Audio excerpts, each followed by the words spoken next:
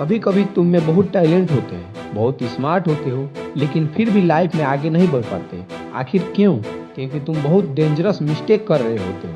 तुम अपने बॉस, अपने टीचर, अपने सीनियर को ओवर शैडो कर रहे होते हो।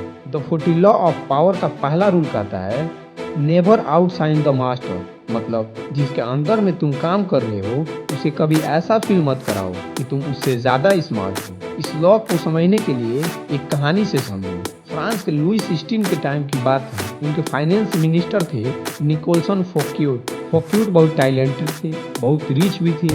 एक दिन उन्होंने राजा को अपने महल में इनवाइट किया और इतना ग्रैंड फंक्शन रखा कि राजा खुद शॉक हो गए। महल, खाना, डेकोरेशन सब कुछ राजा से भी शानदार था। अब सोचो राजा क्या फील करेगा। राजा को लगा ये आदमी मुझसे ज्यादा पावरफुल बन रहा है। और बस कुछ ही दिनों में फोक्यूट को अरेस्ट कर लिया गया और लाइफ भर के लिए जेल में डाल दिया गया। उसकी गलती क्या थी? उसने अपने मास्टर को ओवर शैडो कर दिया। इस लॉ का मतलब ये नहीं कि तुम डब बन जाओ, बल्कि स्मार्ट बनो, लेकिन ऐसा दिखाओ कि पावर उसी के पास है। फॉर एग्जाम्पल, बॉस के सामने हम्बल रहो, टीचर को रिस्पेक्ट दो, सीनियर को फील कराओ कि वो इम्पोर्टेंट है। क्योंकि पावर सिर्फ स्किल से नहीं, परसेप्शन से आती है। अगर तुम स्कूल में हो तो टीचर को चैलेंज मत करो।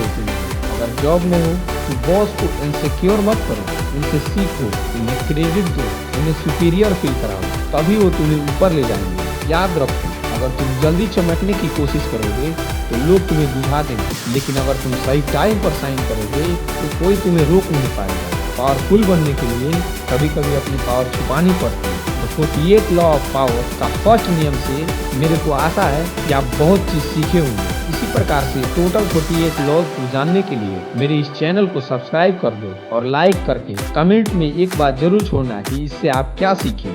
धन्यवाद।